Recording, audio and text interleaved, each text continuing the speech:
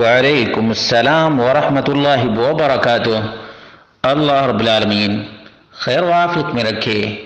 سوال واقعتاً بڑا ہی اہم ہے کہ کچھ لوگ فرض نماز سے فارغ ہو کر اذکار، تسبیحات اور بعض سورتیں پڑھ کر اپنے دونوں ہاتھوں کو جمع کرتے ہیں، تھکاتے ہیں اور پھر جہاں تک دونوں ہاتھ پہنچتے وہاں تک پھیر لیتے ہیں۔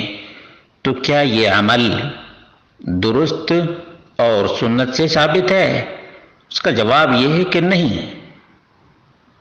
البتہ یہ عمل سونے سے پہلے کرنا ثابت ہے۔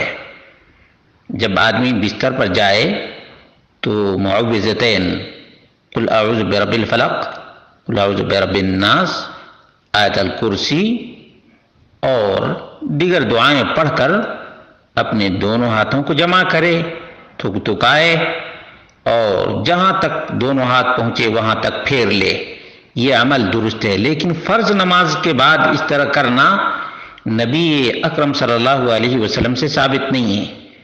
اذکار، تسبیحات، تہلیلات اور قل هو اللہ احد، قل اعوذ برب الفلق، قل اعوذ برب الناس پڑھنا ثابت ہے، لیکن اس موقع پر فرض نماز کے تسبیحات کے بعد دونوں ہاتھوں کو تھکانا اور پھر پورے جسم پر پھیرنا یہ ثابت نہیں ہے۔